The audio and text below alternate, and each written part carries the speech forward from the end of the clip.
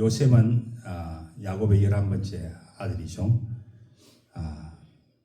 요셉은 야곱의 사랑을 많이 받았습니다. 라헬이 낳은 아들이거든요. 그러니까 야곱이 라헬을 사랑했잖아요.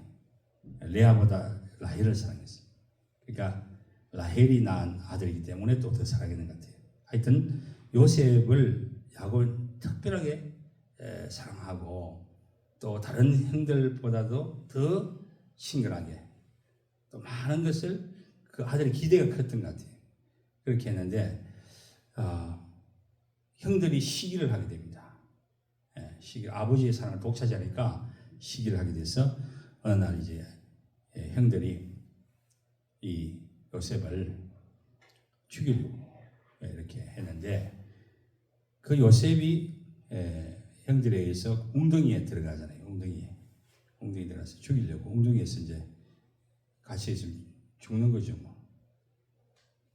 제가 이를 볼 때는 요셉의 삶에서 아마 그러한 경우가 있었다는 것은 아마 상상하기 어려운 것이 아닐까 생각됩니다. 우리가 일반적으로 요셉을 보면은 국무총리가 됐다. 또 애국에서 정말 성공한 사람이 됐다. 또 요셉은 꿈대로 다 이루어졌다. 이렇게만 생각하지만 요셉이 얼마나 처절한 죽음의 상황에 있었다는 것은 우리가 잘 이해를 못해요. 요셉은 이미 웅덩이 빠지는 그 순간 죽었던 자입니다. 죽었던 자예요. 다시 말하면 웅덩이 빠졌을 때는 거기서 못 나오면 죽는 거예요. 그 죽음의 그 자리까지 내려갔던 사람입니다. 한번 죽었던 사람입니다. 그러니까 요셉은 어떻게 보면은 야곱의 사랑을 많이 받았고 또 그것을 즐겼고 또 자기도 이렇게 형들 앞에서 막 꿈을 자랑하고 또 그렇게 했잖아요. 그렇게 하면서 시기 질투를 사실 일으켰던 거예요. 또 원인 제공한 그런 면도 있어요. 그런데 어릴 때 너무 잘 나갔죠. 그렇지만은 하나님은 이 요셉을 완전히 바닥까지 떨어지게 해서 죽음의 자리까지 내려가게 만들었어요. 요셉은 한번 죽었던 사람입니다. 일찍이 죽었어요. 그렇기 때문에 이 한번 죽었다가 살아난 사람은 그 삶 자체가 다릅니다. 죽었다가 살아난 사람은 이제 그 삶 자체가 하나님 앞에서 살아가는 그런 삶이 되죠. 그래서 오 목사님도 죽었다가 죽고 많이 되겠다고 말씀하시는데 얼마나 많이 한번 죽었고 또 살아나고 이런 죽었다 살아난 사람들은 그 삶이라고 하는 것은 상당히 전에하고 다르죠. 그래서 제가 볼 때 요셉의 인생에서 가장 전환기가 바로 그 순간이 아니었을까. 하나님 나를 살려주세요. 이 죽음의 자리에서 나를 건져주세요. 얼마나 공포스럽겠어요. 그 웅덩이에 어두컴컴한 웅덩이에 혼자서 처해졌을 때에 눈물을 흘리면서 이제는 내가 여기서 죽는구나.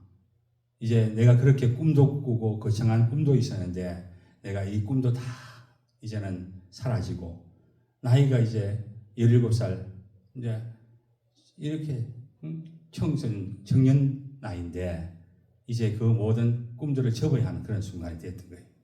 그때에 그는 정말 하나님 앞에 울부짖었을 거예요. 하나님 나를 이렇게 이곳에서 죽게 하시지 마시고 나를 살려주시면 내가 주의 영광 위해서 살겠습니다. 나를 살려주세요. 그렇게 아마 고통하면서 울부짖을 것이다. 그래서 하나님께서 그 요셉을 죽음의 자리에서 건져주셨어요. 그런데 나중에 보면 놀라운 일들이 일어나게 되죠. 형들이 죽이려 하다 또 다시 이제 구해줘서 죽이지 말고 팔자. 그래서 은을 받고 은 20냥을 받고 또 이스마엘 사람들에게 팔아버리고 결국은 요셉은 애굽의 시위대장 보디발의 집에서 이제 종으로서 생활하게 됩니다. 종으로. 그런데 내용을 가만 보면 성경에 오늘 39장에 보면은 중요한 말들이 반복이 되고 있어요. 그것은 뭐냐면은 하나님이 함께 하시다. 그럼 이 하나님 함께 하시다는 것이 왜 함께 했을까? 이미 요셉은 그 웅덩이에서 하나님을 만났던 거예요. 하나님 만났던 거예요. 그렇기 때문에 하나님께서 그의 발걸음을 인도하시고 있어요. 하나님이 그와 함께 동행하고 있어요. 하나님이 함께 하는 삶이 됐던 거예요. 그래서 이 요셉이 비록 보디발의 집에서 종으로 가 있지만은 그러나 하나님이 함께 하니까 형통한 자가 되었다. 이렇게 되어 있어요. 형통한 자. 종인데 형통했다. 신분상으로는 종이요, 또 노예요, 또 모습이요. 그렇잖아요. 이건 지위가 아니에요. 그냥 물건이죠. 물건 같은 그런 주인의 소유죠. 주인이 마음대로 할 수 있어요. 샀기 때문에. 주인이 샀으니까 내 물건이랑 마찬가지예요. 그런데 하나님이 함께 하심으로 형통한 자가 되었다. 할렐루야. 아멘. 이 요셉이 형통하게 된 이유는 하나님이 함께이기 때문이다. 그러니까 우리의 삶에서 가장 중요한 게 뭘까? 여러분, 야곱은 어떤 생애를 살았습니까? 자기가 쟁취하려고 했잖아요. 자기가 한번 바둥거리면서 한번 세상에서 성공해 보려고 얼마나 악착같이 속이기도 하고 이렇게 해서 살았는데 얼마나 고생만 했어요. 처절하게 그런 삶을 고생하는 삶을 살고 하나님 그 계속해서 다루시잖아요. 훈련시키잖아요. 그래서 하나님께서 그 야곱을 빚어가시는 것을 볼 수 있는데 요셉은 한번 웅덩이에 들어가 죽어버리고 살아버린 거예요. 그러니까 그때부터 요셉의 삶에서는 이런 고난이 없어요. 그렇죠? 고난이 있었지만 그 고난이 아니고 그게 하나님이 함께 하시잖아요. 형통한 자가 됐잖아요. 그리고 그 보디발의 집에 갔을 때에도 그 주인이 어떻게 합니까? 하나님이 그와 함께 하심을 보았다 그랬어요. 놀라운 일 아니에요?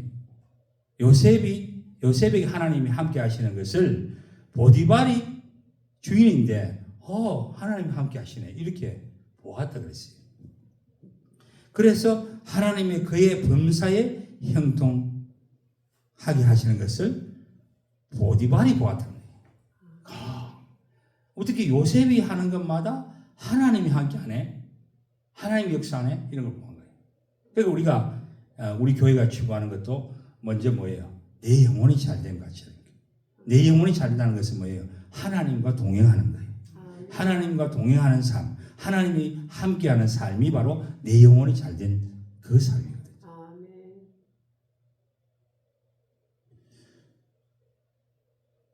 그래서 요셉을 가정의 총으로 세우셨어요.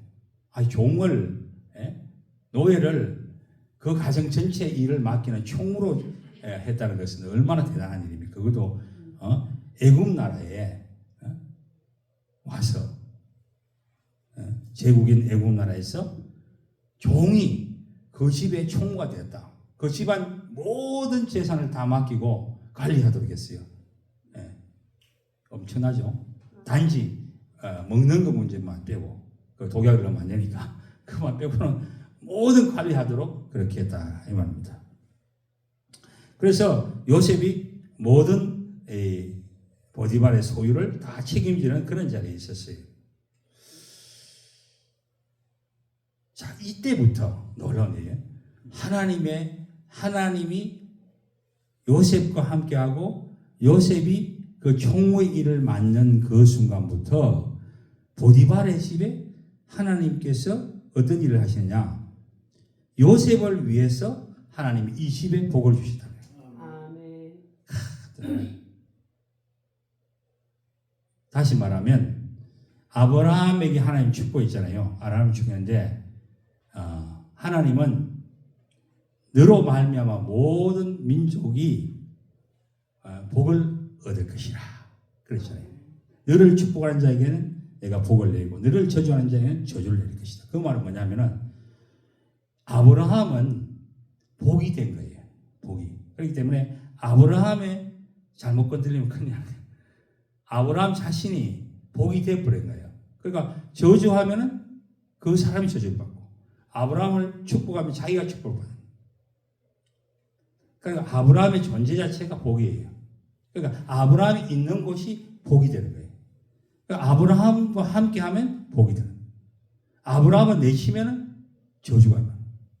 그런데 마찬가지로 요셉이 그 집의 총무가 되고 그 일을 관리하고 할 때에 하나님께서 요셉을 위해서 보디발을 집에 복을 주었다. 그럼 다시 말하면 이 월드 미션 교회가 하나님의 복이 되고 축복이 되면 이 월드 미션 교회 때문에 하나님 복을 내린다 이 말이에요. 옥천에다가 하나님 입장에서 그렇다 이 말입니다. 하나님이 복을 줄 때에 누구 때문에 하나님을 기쁘시게 하고 하나님이 좋아하는 그 일을 하는 그 교회를 때문에 그 지역을 복을 준다 이 말입니다.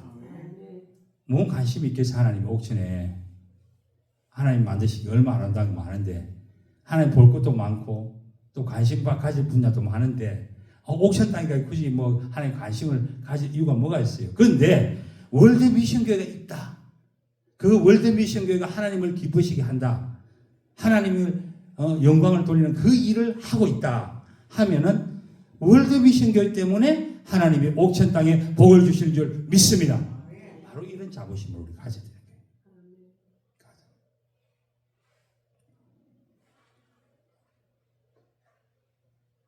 그러니까 이 요셉은 보디발의 집에서도 형통하게 되고 인정받고 모든 일을 관리하는 매니저로서 할 뿐만 아니라 요셉이 하는 것 때문에 보디발 집이 더 잘 되는 거예요. 더 잘 돼요. 그러니까 이 보디발은 요셉을 계속 데리고 있고 싶어 하겠죠. 왜? 요셉이 있는 날부터 잘 되니까 진급되고 뭐 하는 것마다 잘 되고 그렇죠.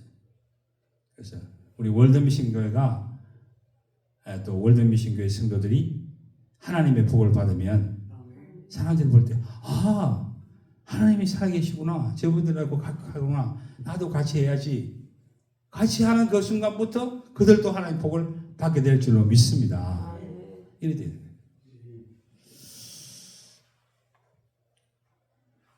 그래서 하나님이 함께 하기 때문에 형통하게 되는 것입니다. 우리가 형통되는 우리가 노력을 많이 해서 또 악착같이 일을 해서 그렇게 우리가 형통하게 되는 거 아니에요. 사람들은 돈을 많이 벌으면은 그것이 형통됐다 이렇게 생각할지 몰라요. 그리고 어디 성공하고 출세하면은 형통하게 됐다 생각할지 몰라요.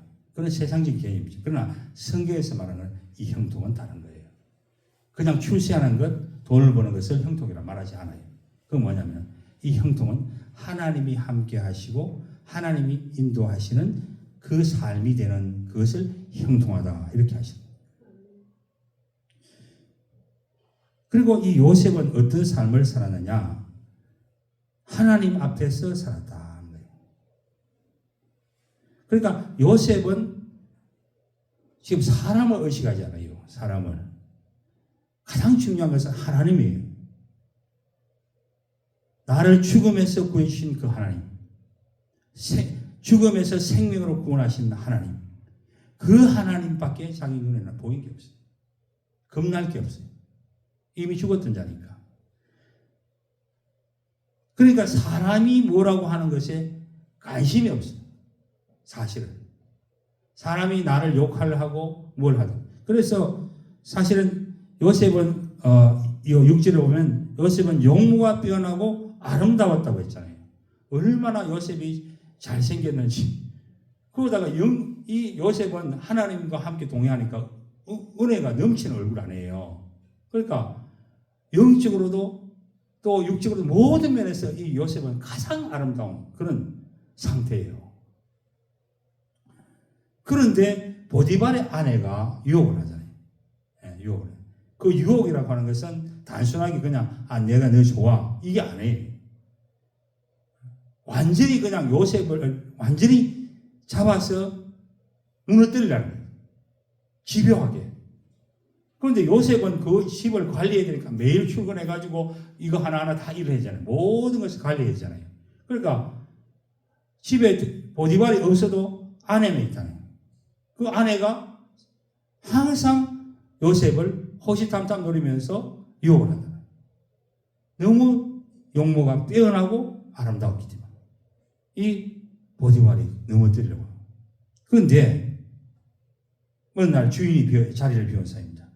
그 아내가 유혹을 합니다. 아무도 보지 않고 있죠. 그런데 날마다 요셉에게서 요셉이 청합니다. 그러니까 요셉이 듣질 않아요. 나중에는 동침하지 않아야 할 뿐만 아니라 함께 있지도 않아야 했다는 거예요. 그 다음에 도망을 가버려요. 36개 도망. 그런데 그날 옷을 잡아가지고 그 보디발 아내가 나와 동침하자 그랬어요. 그러니까 옷을 벗어 던지고 도망가 버렸어요. 36개. 그런데 그것 때문에 어떻게 됐어요?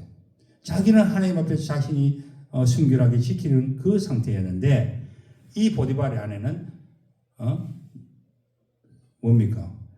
강간미수범으로 이렇게 고발합니다. 남편한테. 그러니까 남편이 대노를 해가지고 이 요셉을 감옥에다 집어넣어요. 자, 하나님 앞에서 사는 삶인데 자기는 어떻게 돼요? 억울하게 됐잖아요. 누명을 썼잖아요. 그래서 감옥에 간 거예요. 야, 그렇게 되면 사람이 어떻게 되겠어요? 나는 바로 하는데 하나님 도대체 나를 어떻게 하려고 이렇게 누명을 씌워가지고 나를 죽입니까? 이게 있을 수가 있습니까? 저놈을 때려 죽이든지 어떻게 내가 복수를 해야 되겠는데 그래 하고 있어요. 그런 말이 없어요. 그런 말 자체가 없어요. 요셉에게. 이미 죽었던 자이기 때문에 그래요. 그리고 그는 하나님과 동행했고 하나님 앞에서 살았기 때문에 하나님만 보였던 거예요. 감옥이 보였던 게 아니에요. 감옥에서도 하나님이 함께 계시죠. 초막이나 궁궐이나 주님 모신 것이 하늘나라, 감옥이 하늘나라가 된 줄 믿습니다. 그러니까 요셉은 감옥에서 하나님을 찬양한 거예요. 억울한 누명 쓰고 이를 갈면서 내가 보디발 안에 지금 나를 누명 씌워서 이렇게 했는데 내가 보디발한테 편지를 쓰고 내가 억울함을 어떻게 해야 되겠다 여기서 나올 수 있도록 그렇게 해야지. 그렇게 한 게 아니에요.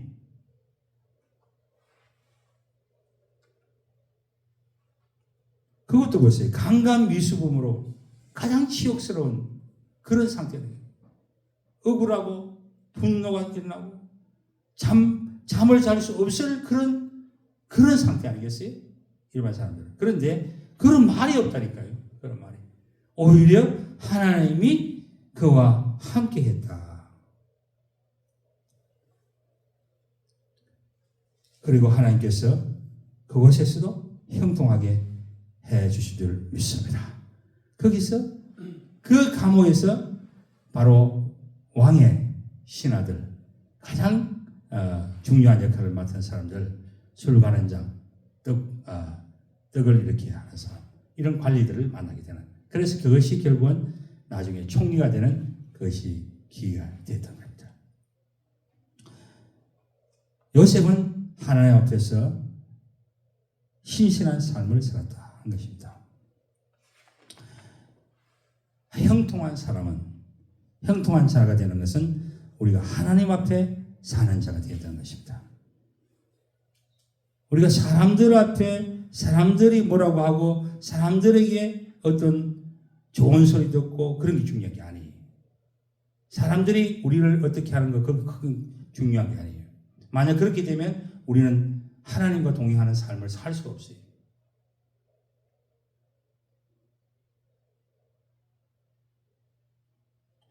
인간적인 방법으로 뭘 하는 사람들, 하나님의 일을 하는데도 또 교회를 개척하는데도 인간적인 방법으로 이렇게 하면은 그것은 하나님이 동행하지 않아요.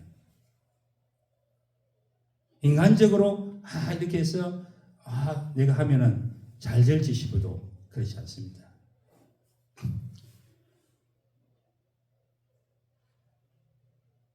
그래서 이제 교회법 같은 데 보면은 이런 규칙이 있어요. 규칙. 그럼 교회를 개척하면은 몇 메다 거리에 이상 떨어져서 교회를 개척하시오. 이래야 돼요.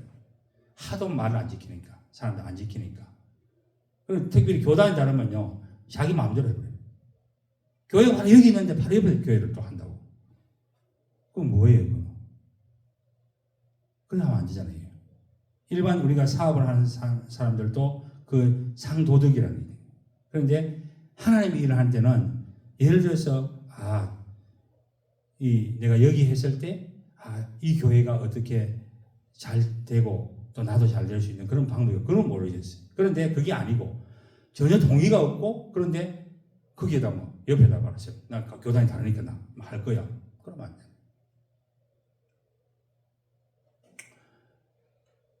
선교지도 마찬가지예요. 선교지도. 우리가 초기 선교사들이 처음에 이제 여기 와서 선교할 때에 그걸 먼저 했던 거예요. 교단이 다르면은 또 같은 지역에서 우리가 사역하지 말자. 지역이 다르게 분리를 해서 구분을 해가지고 여기는 감리교 선교사가 사역을 하고 여기는 장로교 선교사가 사역을 하고 이렇게 구역을 나누어서 했어요. 그래서 그 지역을 신법을 안 하는 거예요.